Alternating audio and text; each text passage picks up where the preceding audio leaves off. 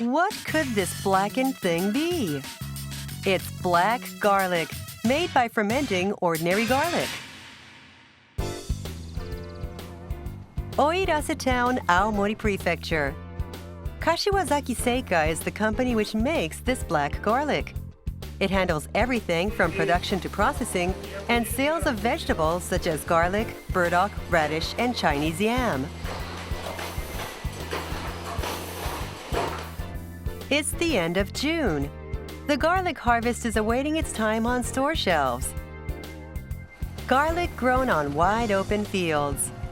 President Kashiwazaki checks to see whether they're growing well.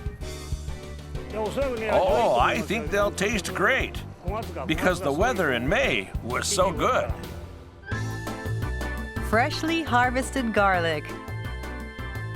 It becomes black garlic after being left in a high-temperature, humid room for more than a month. Due to the aging, the garlic's particular smell and spiciness are eliminated, and a sweet taste like that of a prune emerges. It also has higher nutritional value than when it's fresh. Here is the largest supermarket in Aomori Prefecture. Kashiwazaki's black garlic lines the shelves in the produce section.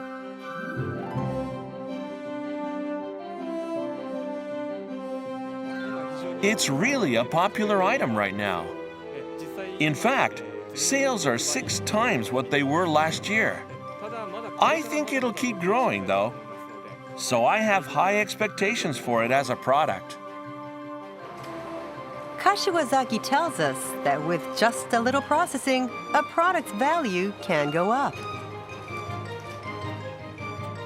It's definitely fine to sell them fresh, but when it comes to the next stage, it takes a little processing. You can set a higher price by processing it yourself.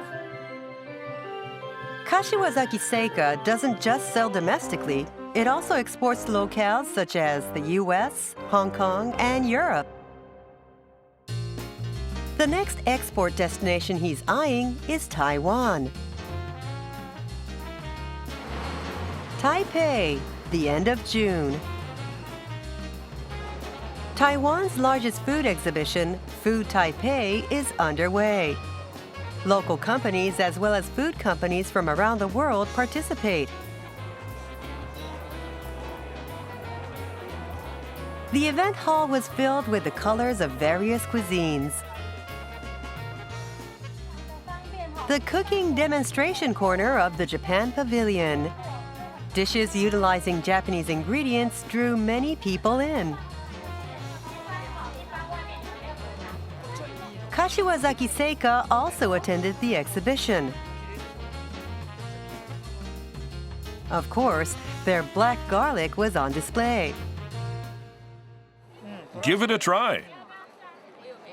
This woman was moved by just a taste of it.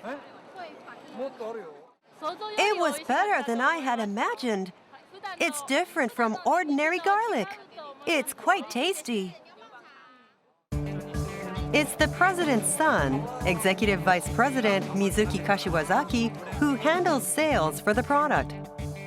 He felt a strong response from the Taiwanese participants.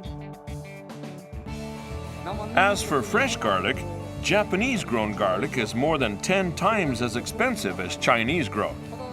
But to compete on a global level, by processing it and making it into black garlic, it's possible to sell it anywhere in the world. You can market it overseas. By adding a little processing step to high-quality raw vegetables, one can add value and open up foreign markets. That's Kashiwazaki Seika's strategy.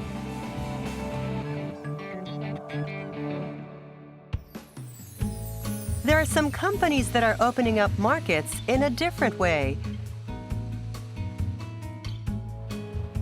The News Corporation produces mandarin oranges in Ikata Town, Ehime Prefecture, and also conducts sales through a local subsidiary in Taiwan. It's extremely rare for a Japanese agricultural company to have a base overseas. The end of June at a greenhouse in the mountains. It's the first day of harvest for these greenhouse mandarin oranges. People are already busy early in the morning. President Hiroko Doi is carefully examining the farm. So, how are the mandarin oranges doing? I think they're turning into a good color. I was worried because it took them a little while to change color, but they're getting there, same as last year. I think I'll be able to ship them to my customers on time. Throughout the year, News grows mandarin oranges, such as Satsuma mandarin oranges and Ponkan oranges. They've been doing exports since a decade ago. Currently, they're focusing on Taiwan.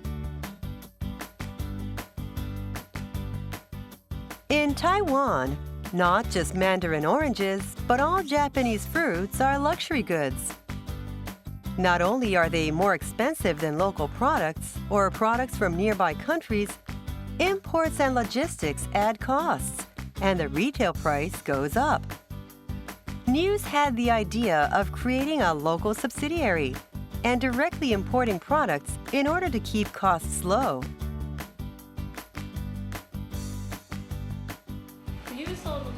I think that we need to ship mandarin oranges that are not just something that wealthy people can buy. They need to be buyable in a similar price sold at Japanese supermarkets so that women at the office or businessmen can buy. The Taiwanese local subsidiary was set up in October 2013. To promote the company's oranges to Taiwanese people, the chairman of the company, Harumitsu Kadota, lives in Taiwan and works to increase sales. One day, Kadota was at a certain warehouse on the outskirts of Taipei. They store mandarin oranges procured from Ehime here. What sort of mandarin oranges do you sell in Taiwan? Generally, we focus on the autumn ones. So we bring them to Taiwan in sequence, starting with the November harvest. After that, we sell late ripening citrus fruits. We plan to keep shipping through May. Controlling costs wasn't the only reason they set up a local subsidiary. Hiroko Doi tells us another reason. I think the best thing about establishing a local subsidiary is that our strong feelings towards our products as producers get through well. I believe that the advantage of having a local subsidiary is that our chairman can go on site, meet face-to-face, and make on-the-spot decisions with buyers to deliver their mandarin oranges to many people. News continues to work on opening up the Taiwanese market.